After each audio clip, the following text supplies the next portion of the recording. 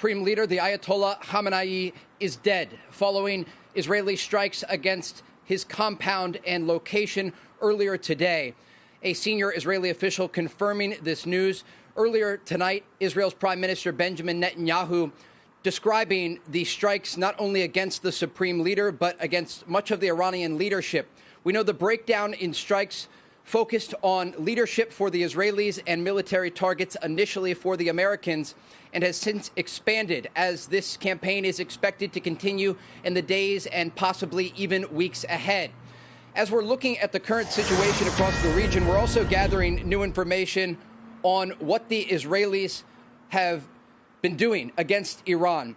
We are told from a military official that the largest Israeli Air Force sortie against any country in the world was conducted this morning with 200 Israeli fighter jets targeting 500 different locations, dropping hundreds of munitions on a variety of different targets inside of Iran.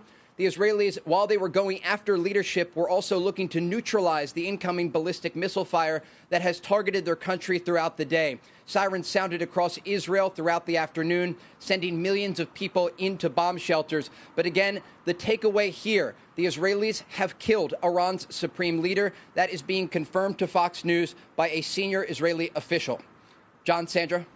Okay, so Trey, you're obviously breaking that news for us just now. We'll be looking for reaction, obviously, on the ground in Iran and all over the Middle East region.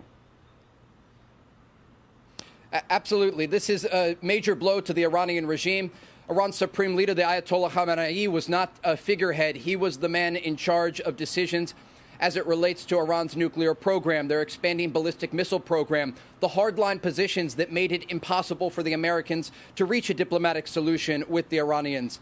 And that led to a variety of conversations behind the scenes. And I can also report, having just gotten off of a background call with a U.S. official, that there were attempts made by the Trump administration. Military operations in the history of modern warfare, with 900 U.S. strikes in just 12 hours, using 2 aircraft carriers, 3 destroyers, and B-2 stealth bombers, and striking at least 500 Iranian targets. We've already seen dozens of U.S. military bases targeted with retaliatory strikes as Iran vows revenge. President Trump urging Iran not to return fire or face, quote, force that has never been seen before. Intelligence official tells Fox News that the building you see blown up here in the Iranian capital was used by the IRGC as a command center during the demonstrations earlier this year as a place to order the crackdown against protesters.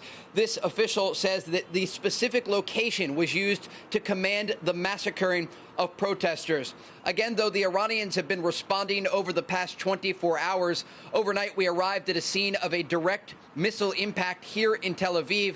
A building was completely destroyed, and for blocks there was damage just due to the blast radius from this explosion. One woman was killed in that building. Another woman nearby died running to a shelter.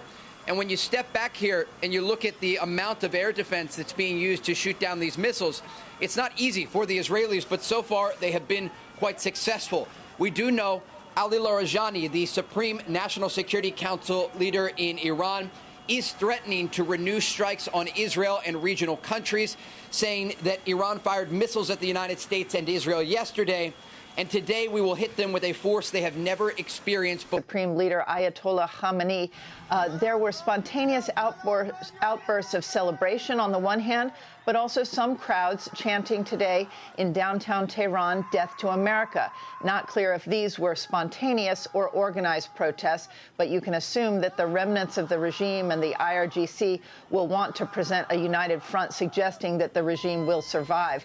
The man to watch is Ali Larijani, the head of Iran's Supreme National Security Council. He just gave an interview in which he described the killing of Ali Khamenei as extremely painful, threatening revenge, quote, "The United States and the Zionists have burned the heart of the Iranian people, and we will burn their hearts." Meantime, Iran managed to fire more than 300 missiles at the UAE, where the U.S. has a military base at Al Dhafra, about the same number as it fired toward Israel. Actually, about 100 ballistic missiles were fired toward Israel yesterday, according to the IDF. So this was actually more missiles fired at UAE.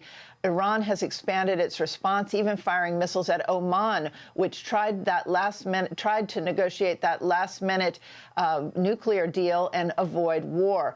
Qatar received about 65 Iranian missiles since yesterday, and Bahrain approximately 35. And explosions have been heard in eastern Riyadh, Saudi Arabia, today. Israel, meantime, has increased its airstrikes and says it will now target Iran's nuclear facilities, and just moments ago hit the headquarters of the IRGC and barracks in Tehran. That is where the massacre of last month's Iranian protesters was organized and carried out. Smoke has been seen rising from near Iran's state broadcasting facility in Tehran. And in terms of the U.S. operation yesterday, the U.S. military, we learned, carried out 900 strikes in 12 hours. 10 to 15 senior leaders of the Iranian government and military were killed in that Israeli strike on Ali Khamenei's compound. Multiple sources tell me that the start of the operation, the joint operation, had to be moved up based on intelligence and this target of opportunity, a meeting at Khamenei's compound. Quote, there was a deliberate decision to accelerate the timeline. That is why the U.S. and Israel took the unusual decision to strike during the daytime to achieve the element of surprise and to target this meeting. Normally, the U.S. military would not launch an operation like this during the day. The meeting accelerated the timeline, I'm told. This was a massive, wildly bold daytime attack, a senior U.S. defense official told me. It caught the senior leadership off guard and on a Saturday morning during Ramadan and on Shabbat in the daytime.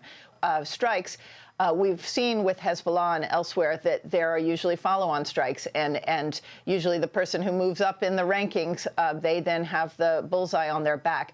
Obviously, the U.S. and Israel have excellent intelligence. This could not have been carried out without human intelligence on the ground. They've been mapping these sites that they targeted for months, if not years. But in terms of the human intelligence that would have led to knowing that a meeting was taking place of 10 to 15 top leaders, I mean, you can't underestimate the impact, and also the impact of killing Ali Khamenei, who is the spiritual leader. That was, literally, as Ali Larijani said, a knife in the heart of those who followed him.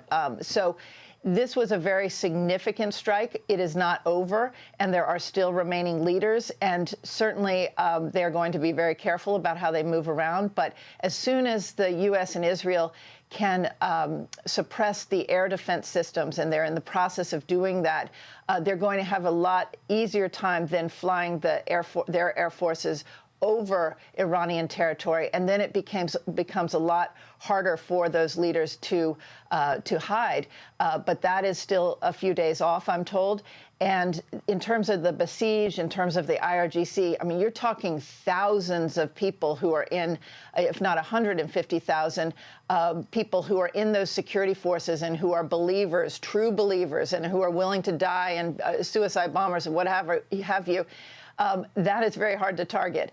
You can target their headquarters, you can target their leadership, but this is complicated. And remember, there are a lot of allies in Iraq. Iraq has a lot of Shia militias. We just heard that some of them have fired some missiles at some of the neighboring states as well, and they also are firing at a U.S. base in Erbil right now. So this is very complicated. There are Shia Muslims around the world there are many who will celebrate the end, if this in fact is the end of the theocracy in Iran. Many of those people who went into exile, the dissidents who left after the Shah's regime fell, but there are also many who supported that regime and believe that this was a strike on Shia Islam.